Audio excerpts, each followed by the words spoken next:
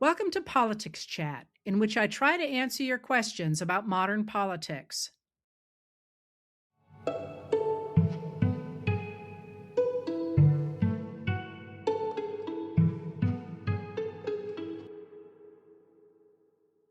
Listen, I've got a lot to cover today, so I'm just going to jump into this. I will tell you, I probably will, I always go on longer than I'm supposed to anyway, and I will probably do the same thing today. So let's get started on it because what I really wanted to do, and the reason I was unhappy not to be able to be on yesterday, was because I wanted to draw a bigger picture of what's going on in this moment, both in the United States and around the globe, in a way that I hope will help you make sense of some of the stuff happening. I don't know about you, but it often feels to me like, I always talk about the light, bright theory of history, but it often feels to me like there's so many little individual things going on, it's hard to see a bigger picture. And I do think those little things going on do make up a larger picture. And it helps to see that larger picture in order to see where you feel like you want to put pressure, things you would like to see change. So obviously, I'm not going to cover everything today, but I am going to try and put into some kind of perspective many of the big stories that have happened for the last week. All right. On that end, let me start with the whistleblower complaint, the one I called your attention to. Now, of course, I've lost track of time. I think it was early in the month of February, um, in which it became clear from a report in the Wall Street Journal that Director of National Intelligence Tulsi Gabbard, and the Director of National Intelligence is supposed to interface among the many different intelligence organizations that we have in different places around the government. She is supposed to be the person who pulls all that together. So in May of this year, it turned out that there was a whistleblower complaint that went into her office and got squelched. And the whistleblower complaint that it came out in May, the complaint went in before that, said that she had squelched it for political reasons.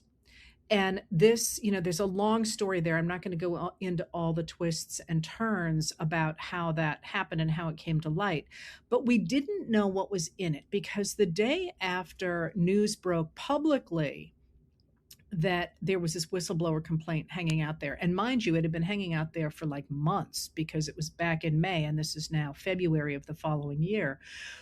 She released a redacted version of that, a highly redacted version to what's known as the Gang of Eight. And the Gang of Eight is quite simple. It's the top four leaders in the House and Senate, so two Republicans, two Democrats, and the top four leaders on the House and Senate Intelligence Committee. So another four leaders, and that's why they're the Gang of Eight. And they were created to enable Congress to always have their finger on national security issues, because especially during the Nixon administration, the president had tried to pull a bunch of stuff by saying, well, I can't trust Congress. I can't tell Congress. So Congress created this Gang of Eight, and the Gang of Eight is generally extraordinarily secure. So they're supposed to be able to see everything. Nonetheless, this whistleblower complaint came to them highly redacted. And the reason that it was redacted was, and by the way, redacted means blacked out, so you can't see things. The reason it was redacted was because of executive privilege, which said that the president was involved somehow. So, what we know now from another story in the Wall Street Journal, which has been very good on the sort of the inner workings of the Trump administration, is that it appears, and I would urge you to keep a really open mind about this, and I'll explain how and why. It appears that what the whistleblowers said was that Gabbard was bottling up an interception from another country that had overheard two members of a different country discussing, and now we know, Jared Kushner, who is Trump's son-in-law, as well as talking about Iran and possibly other things. Now, don't jump to any conclusions yet, in that raw intelligence is always raw. It could have been this was a setup. It could have been gossip. We just don't know what was in that. But it does highlight something that I wanted to call your attention to, and that is The degree to which somebody like Jared Kushner, who is not officially a member of the um, administration, is involved in things around the world. And it's interesting to me that Republicans like James Comer, who is the chair of the Oversight Committee in the House, kept trying to insist that Hunter Biden was very much a part of a system like this when he really um, maybe was on the fringes of what I'm about to tell you, but he really is clearly not the kind of player that someone like Jared Kushner or the Trump sons are.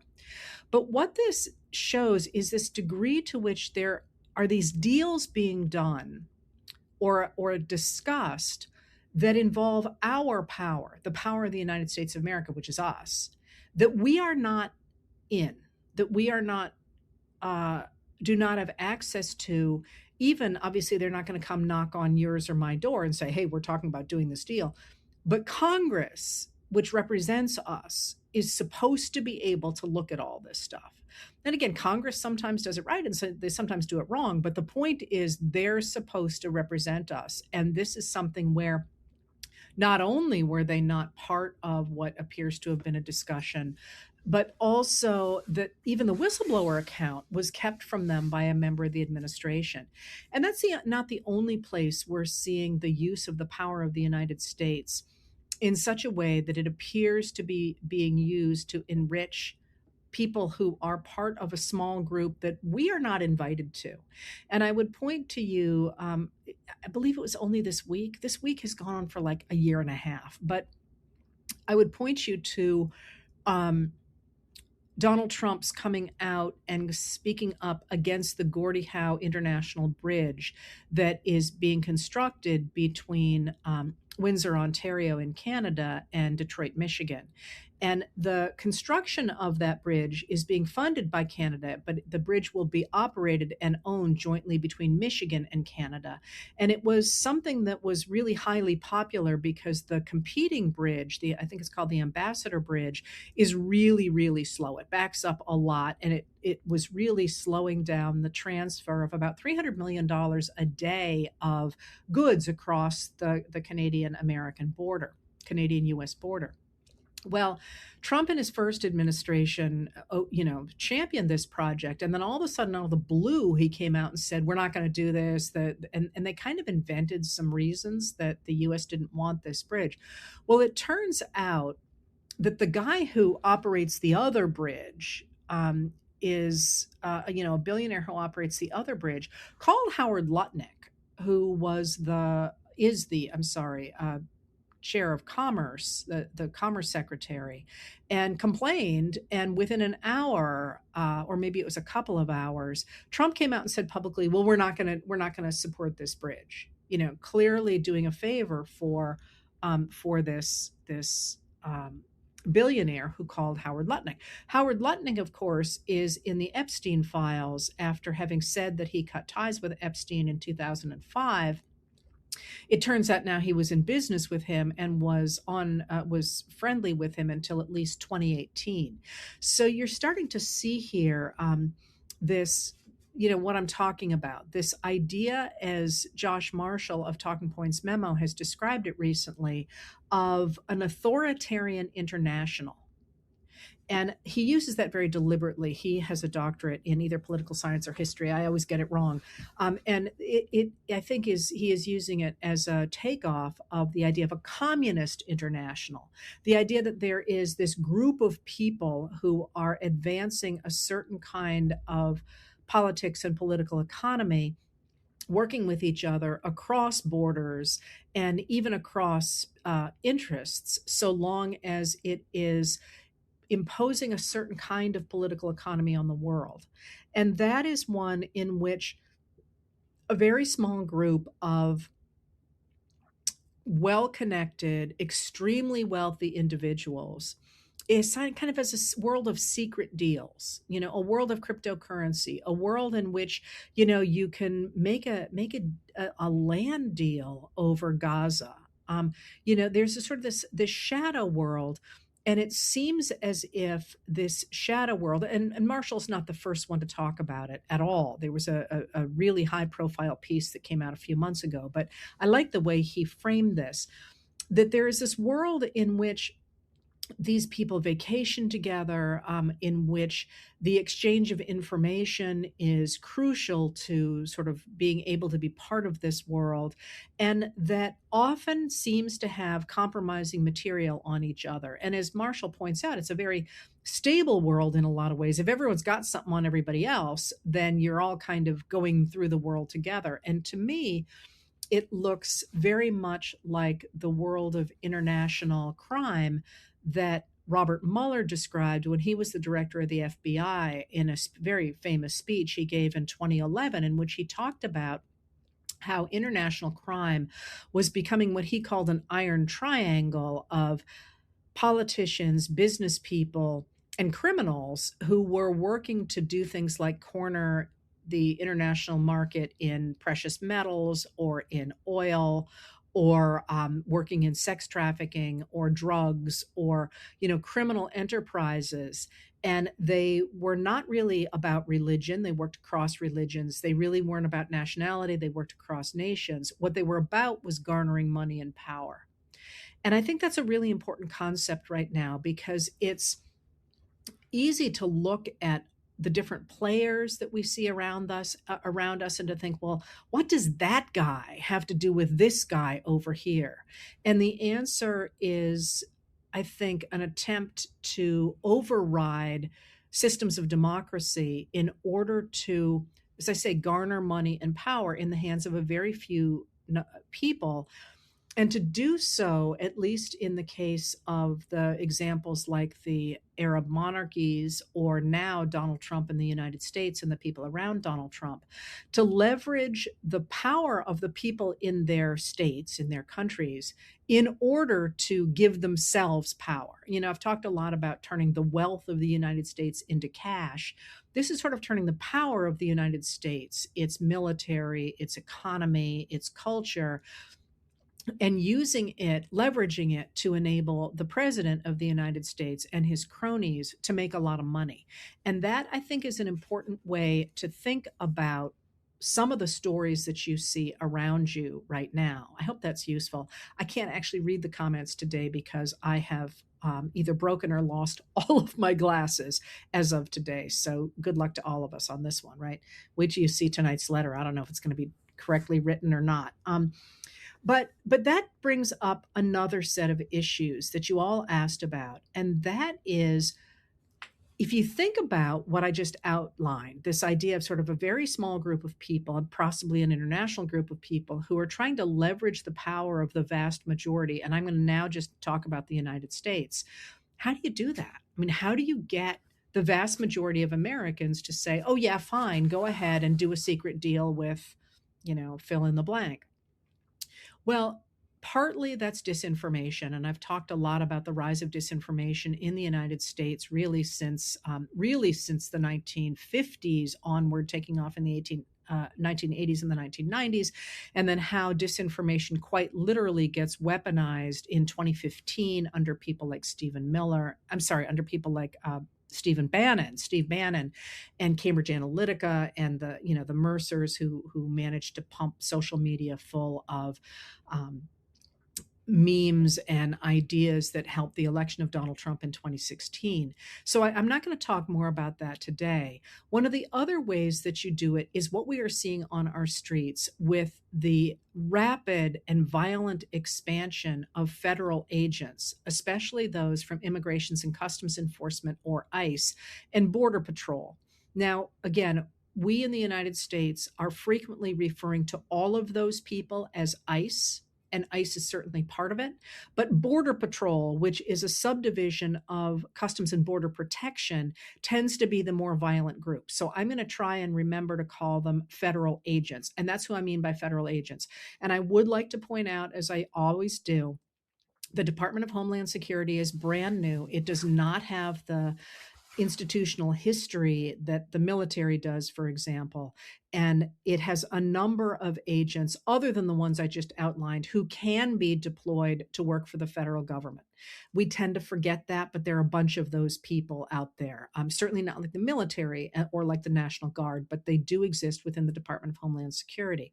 Anyway, what you are seeing with the deployment not only of those federal agents, but previously with the Marines into LA or the National Guard into a number of different places, both of which judges in courts have now said you can't do. So the administration has backed off on those. So now what you're seeing is the federal agents. What you are seeing with that is certainly an attempt to create a white nation, to terrorize people of color and Black Americans, and to force them to self deport, that is, to give up on the idea of staying in the United States and simply turning around and going home, or to go underground, or simply to end up in detention where they're being assaulted and even killed.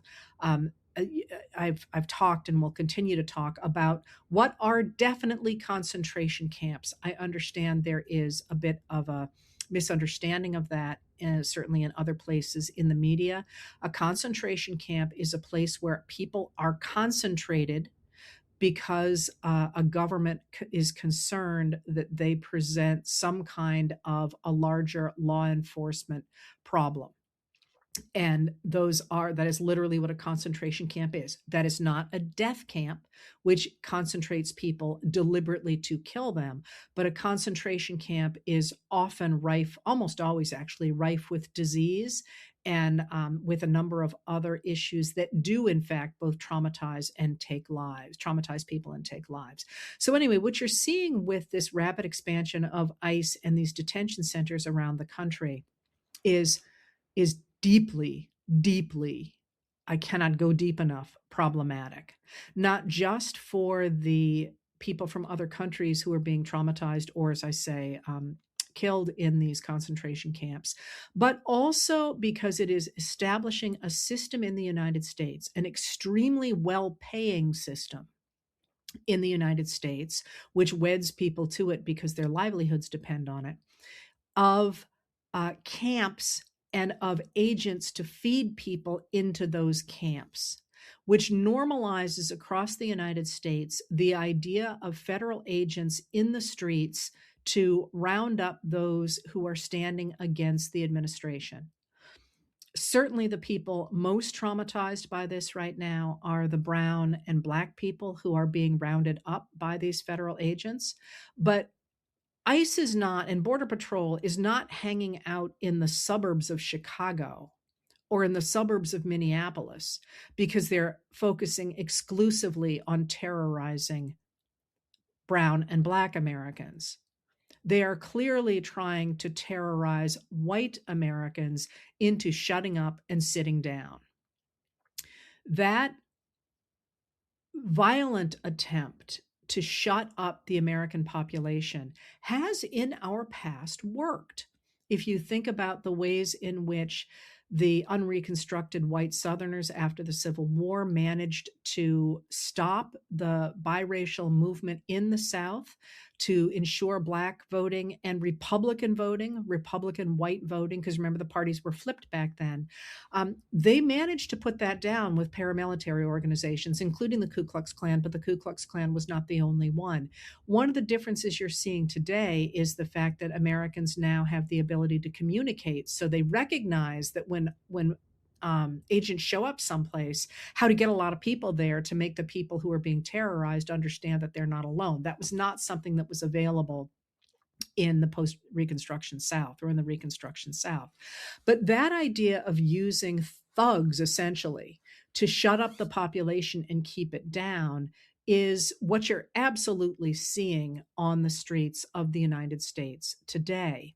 Now, this is, again, posing a huge problem right now, not obviously just for the people that are being hurt, but also for the administration, because as Americans have seen what they are doing, they have turned against it in huge numbers. So you asked about what's happening in Congress with the funding of the Department of Homeland Security. And the answer to that is that with their One Big Beautiful Bill Act, as the Republicans called the Budget Reconciliation Act that they passed in July without any Democratic votes.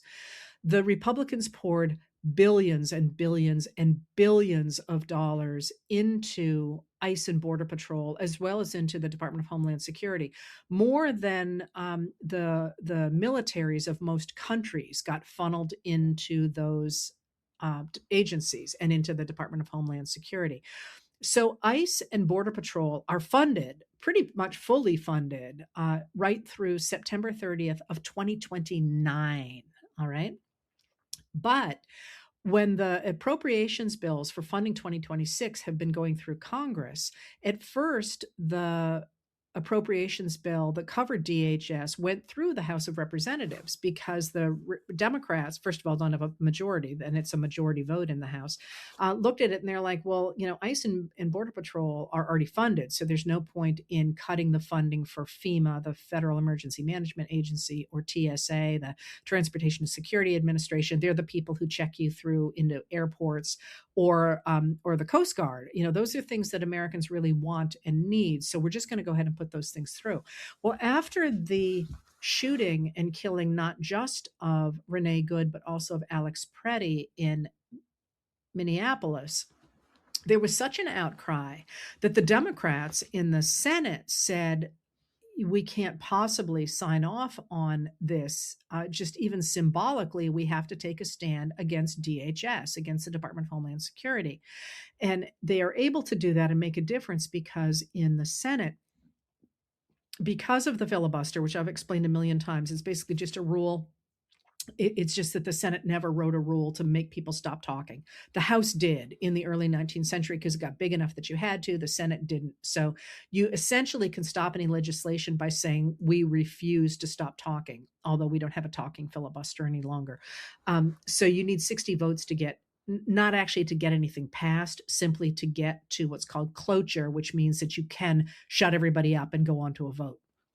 It's never mind, not going down that rabbit hole. All right.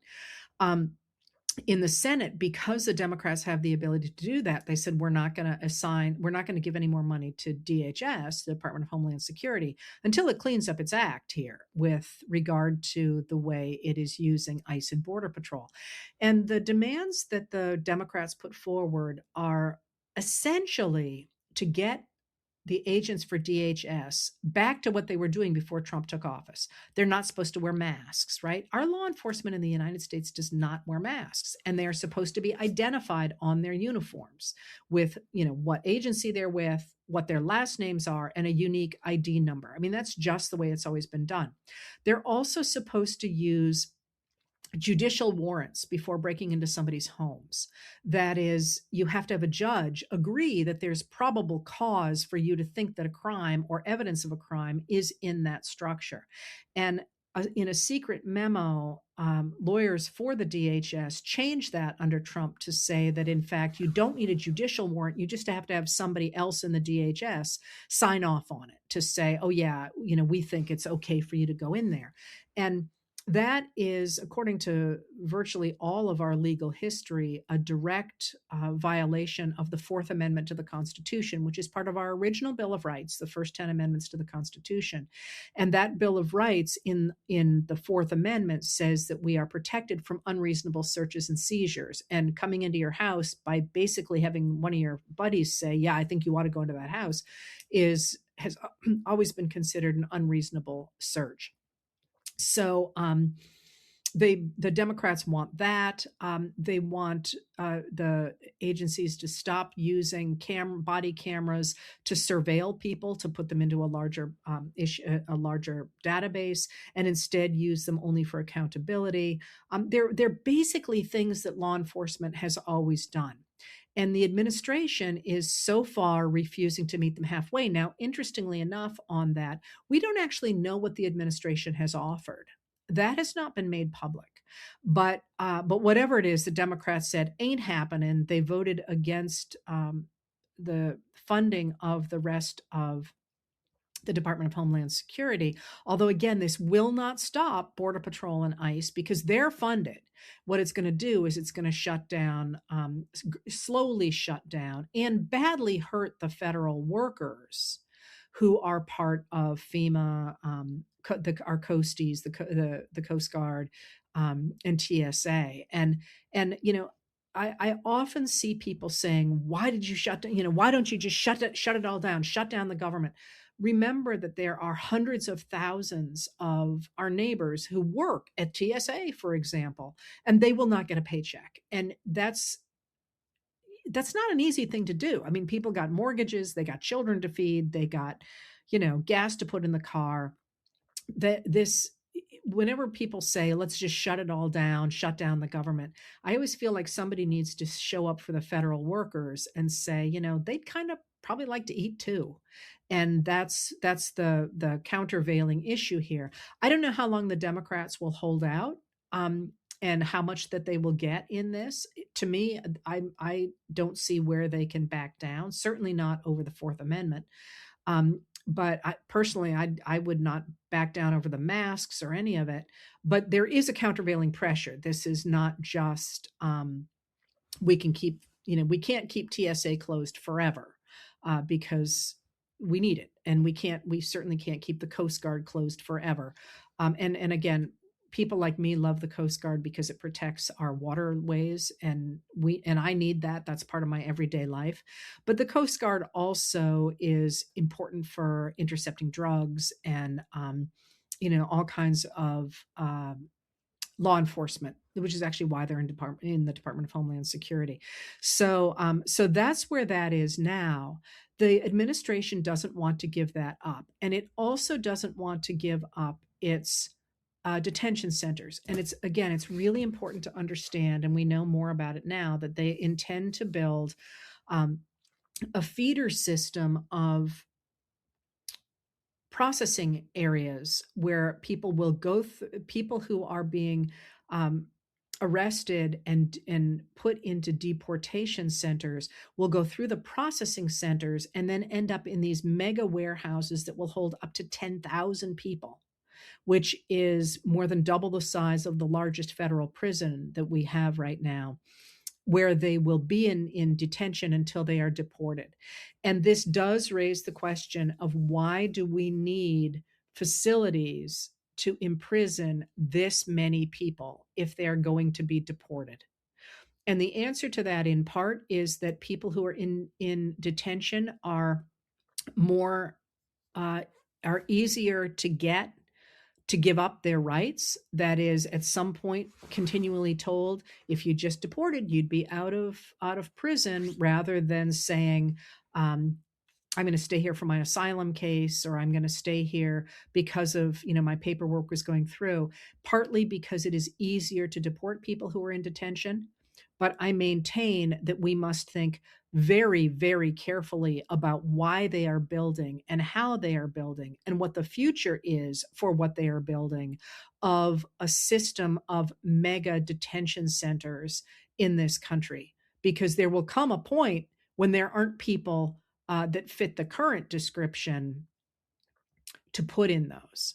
And across the country, you're seeing enormous pushback of people not just saying, we don't want that in our neighborhood, which is what it is being described as, but rather people saying, these are concentration camps, and this is not what America stands for, and this is not how we're going to be doing business. And that also represents enough of a problem for the administration that yesterday? No. Yes, I think. I'm sorry, it's either yesterday or the day before. I can't remember which. The administration has tried to appear as if it is backing away from its extreme positions, which are basically white nationalism.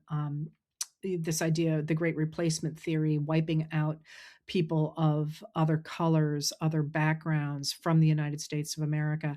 They've tried to back away from that by having the acting director of ICE, for example, Todd Lyons, claiming that in fact the agents are trained and that they are only deporting criminals, which we know is simply not true. And you've also seen Trump's advisor, immigration advisor, Tom Homan.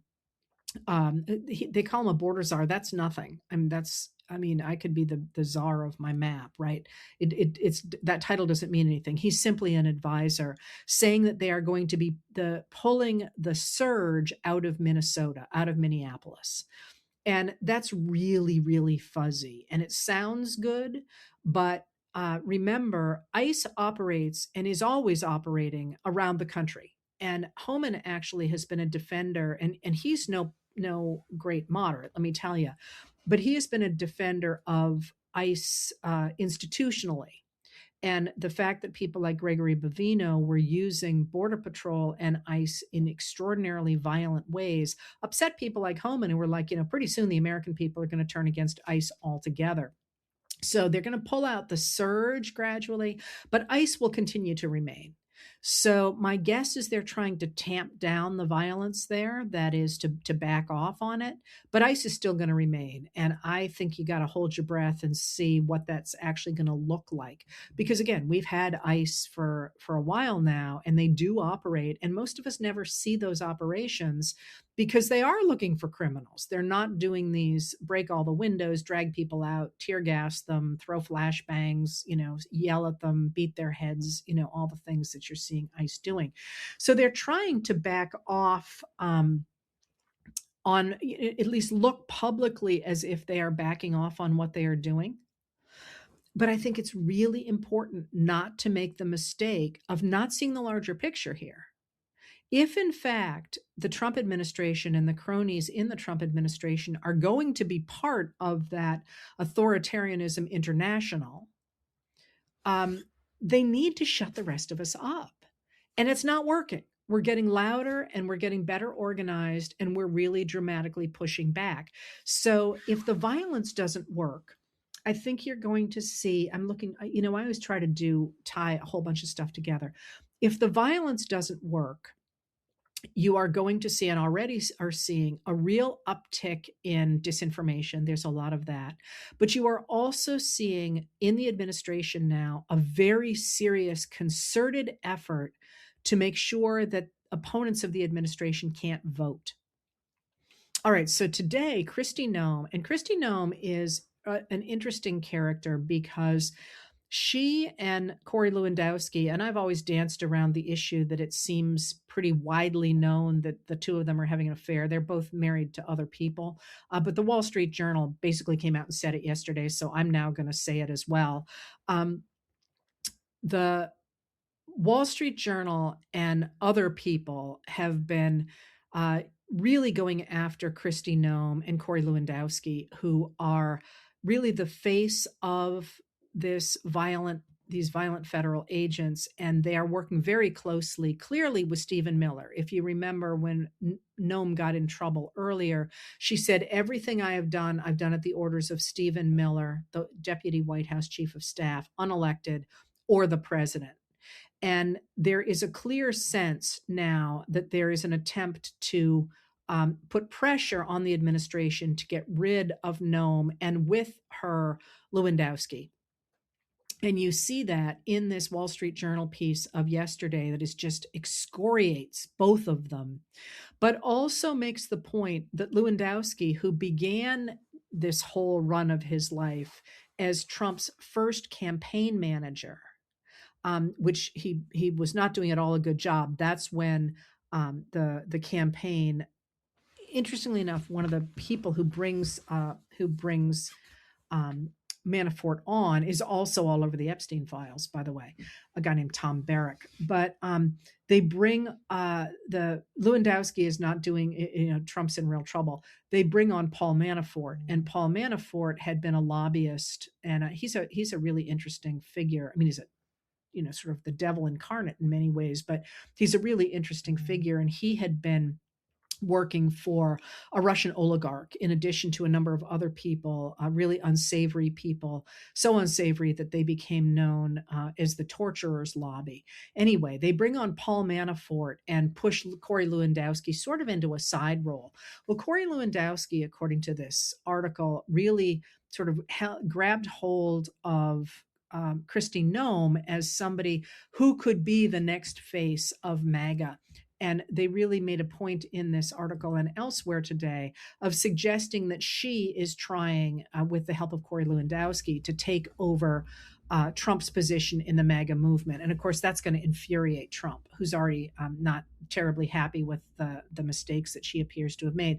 But if you look and see the way she spoke today in Arizona, she actually spoke in front of a picture of her with Trump, almost as if she was trying to take his place, certainly to suggest that she was a big supporter.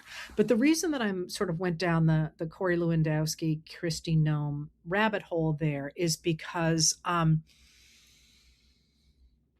of the things she did in Arizona was to really push the idea of the Save America Act. And off the top of my head, I suddenly can't remember what SAVE stands for. Maybe somebody can throw it in the chat, just because I'm the Supplemental American Voter Eligibility. No, Security American, I don't know, something like that.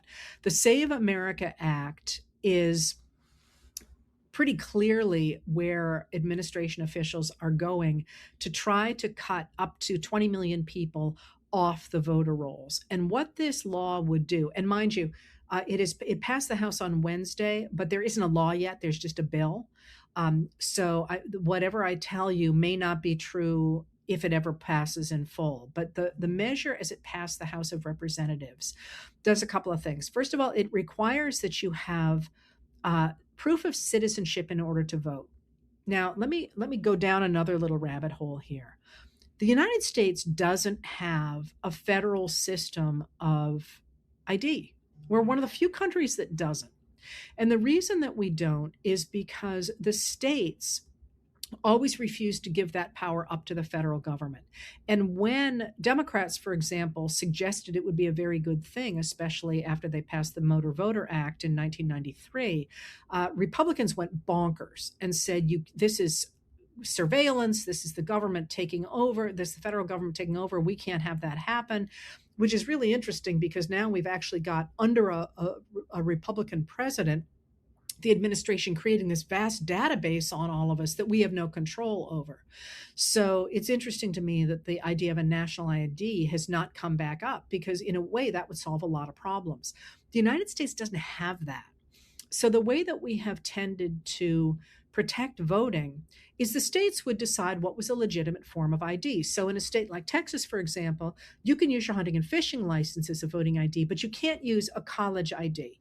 And this goes to show you, at least last I checked, I mean, these laws do change, but this goes to show you how IDs can be used to skew for or against a population. Clearly, the people who made that regulation, or that law, in Texas, assumed the people who were hunting and fishing would vote for their party, and assumed the people who were in college would not vote for their party.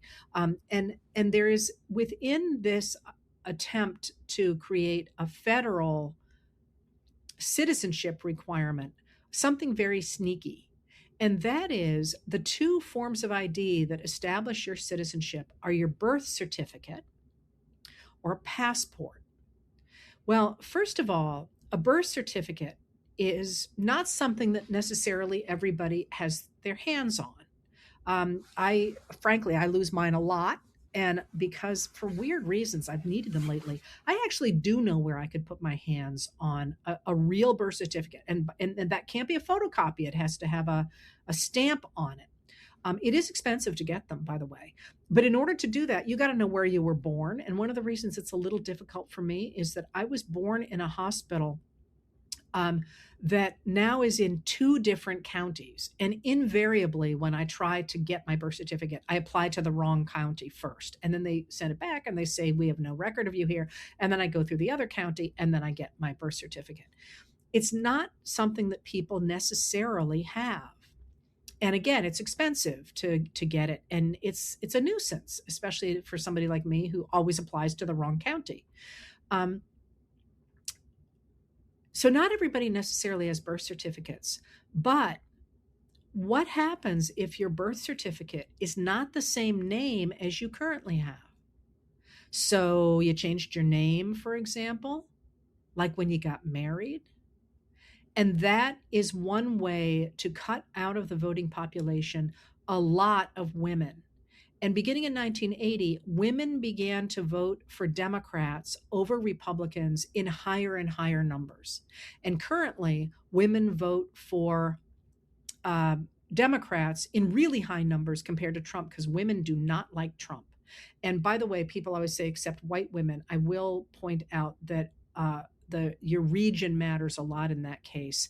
White women in the South voted for Trump. White women in the North overwhelmingly voted, not overwhelmingly, I think by about 4 points, voted for Kamala Harris in the last election.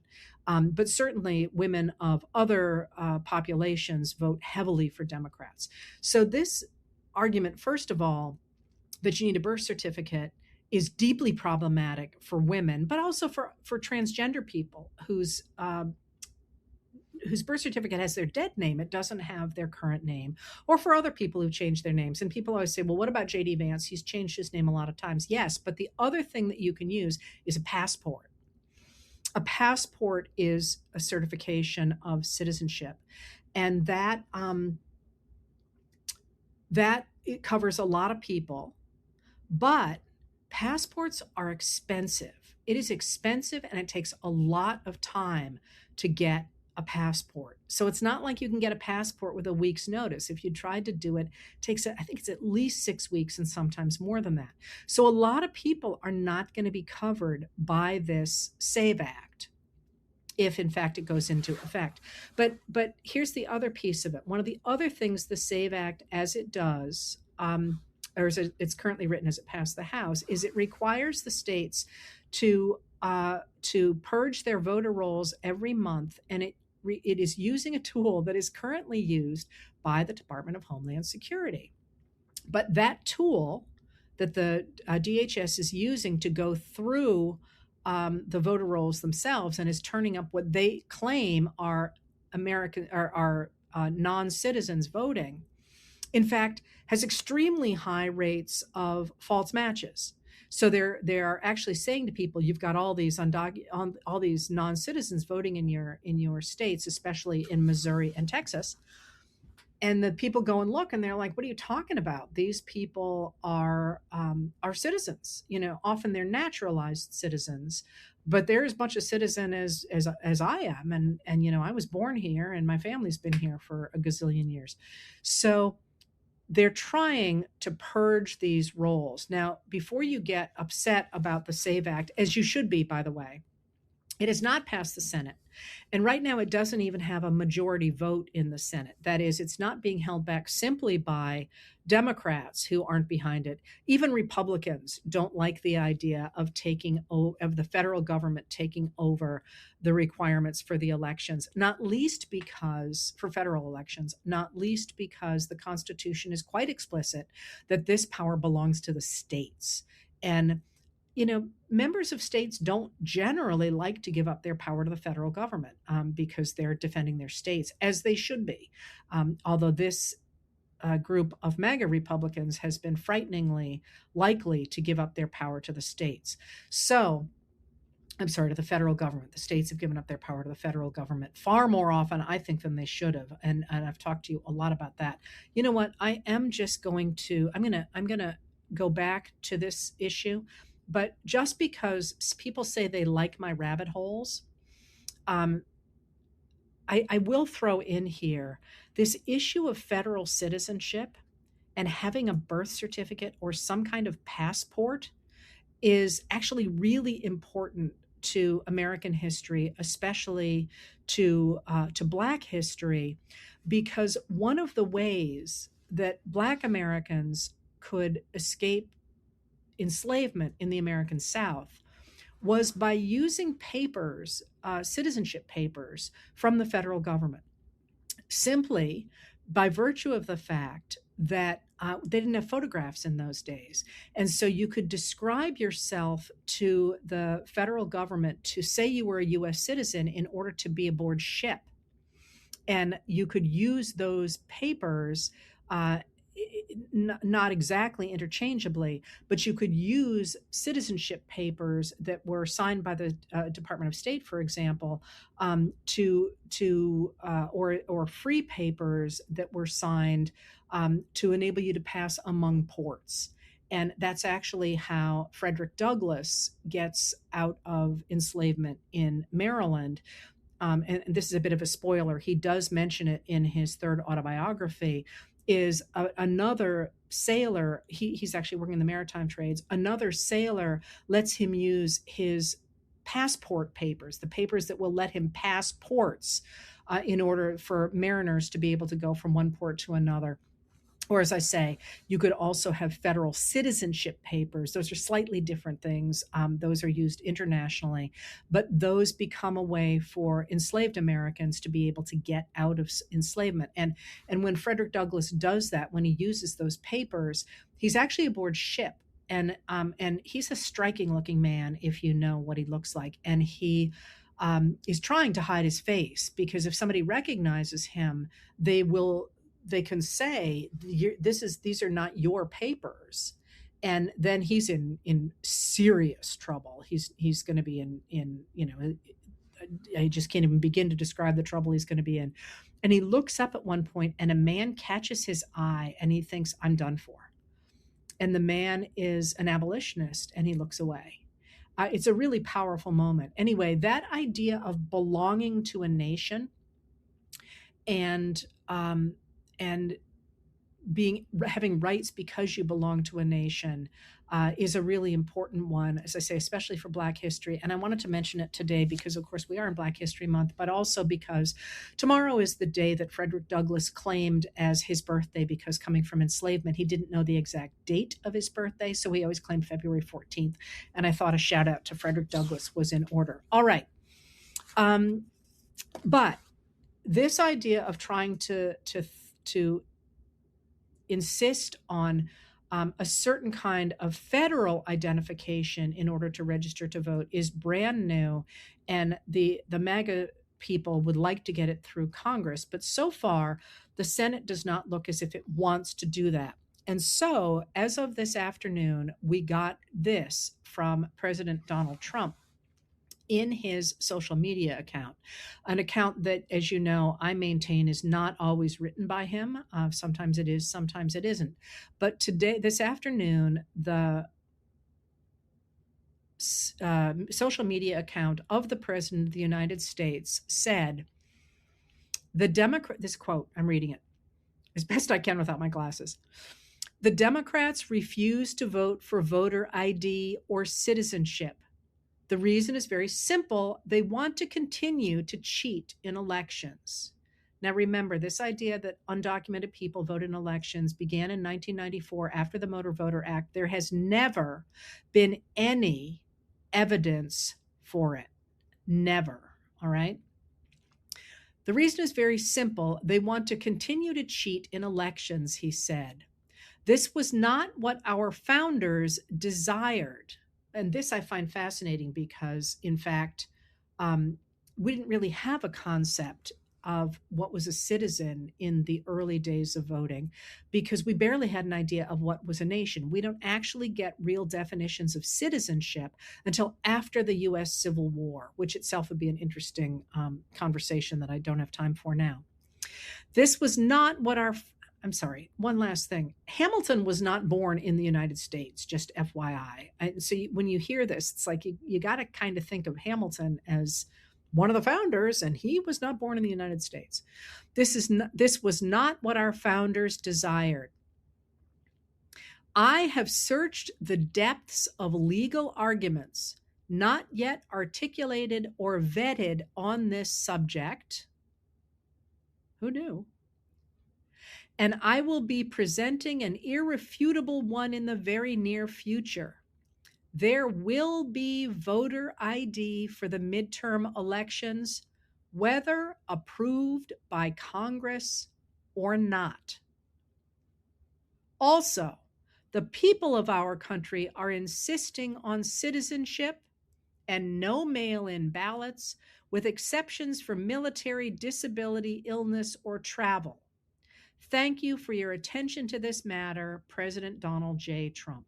Now, I just want to highlight that in this moment because that statement is doing a number of things. I think, first of all, it is declaring that Donald Trump is a dictator.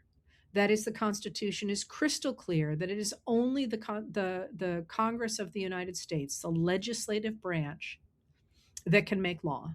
And this has never been contested. Executive orders are not laws. They are sort of instructions of a boss to the people working for him how to move the mission of the organization forward under the laws that are established by Congress. So he's saying whether Congress passes a law or not, whether approved by Congress or not, he is going to institute this voter ID.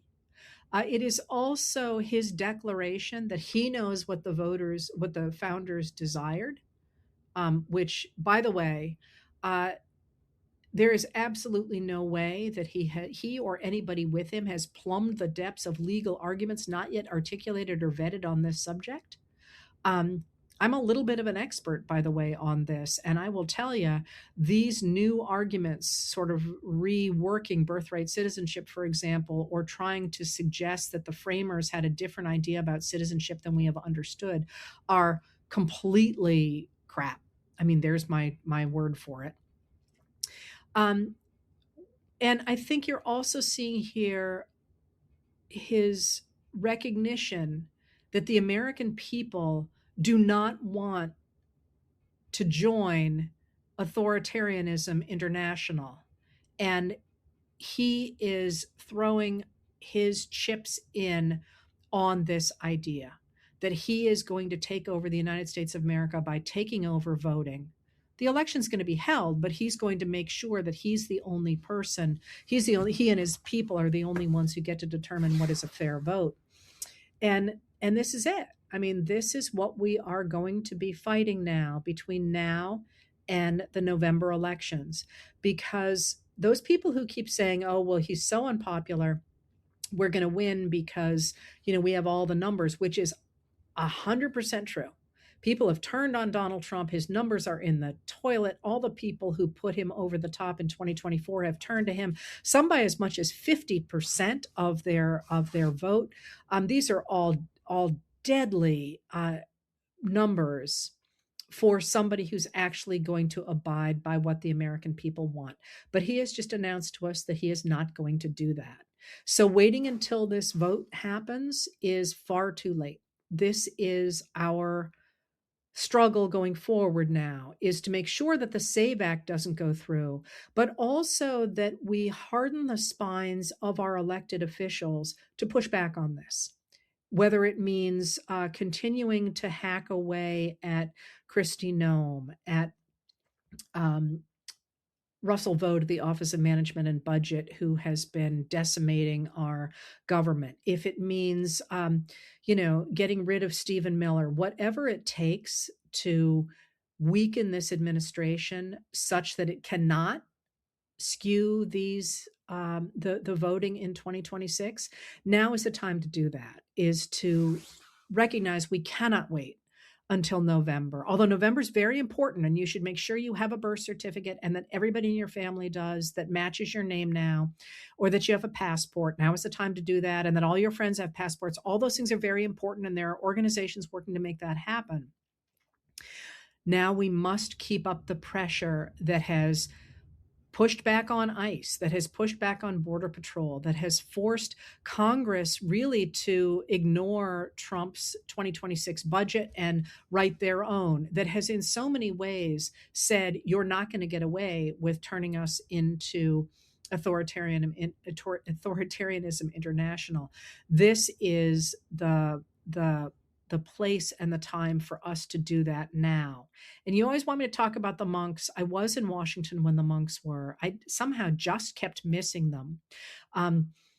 Their example, that has been mirrored so brilliantly around the country in places like Minneapolis, that the way we do this is by reinforcing neighborliness and caring for each other and democracy at home, locally, as well as at the state level and at the national level, is the way that we push back on that. And by constantly calling and writing to our electeds, not only the ones who are in power, but the ones who want to be in power, so that they recognize that they can build, there's got to be something in it for them, that they can build a political career on voicing the things that we care about, or they can retain their political career by voicing that.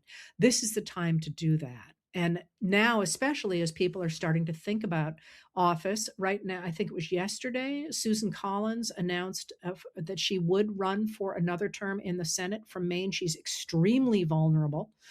Um, Pushing hard on her, whether you're from Maine or not, is going to be a very effective way to use your power.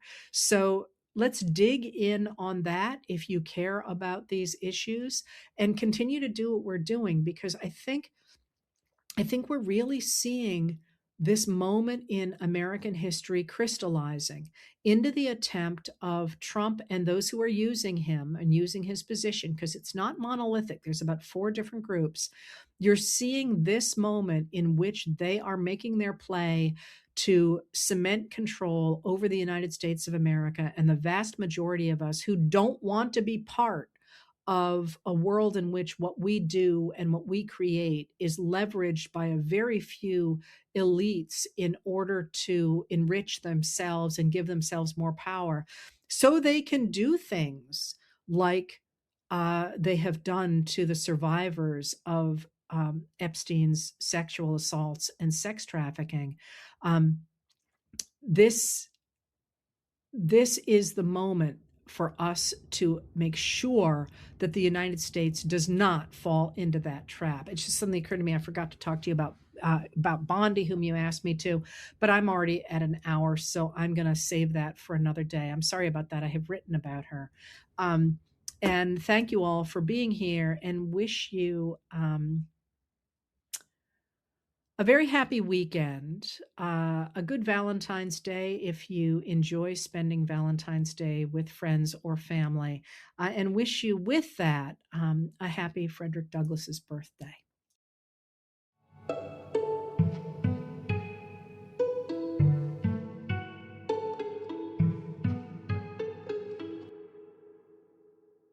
If you'd like to tune in live, I record these chats on Tuesday and Thursday at 6 p.m. Maine time on both my YouTube channel and my Facebook page. If you want to hear more from me, I write Letters from an American every night.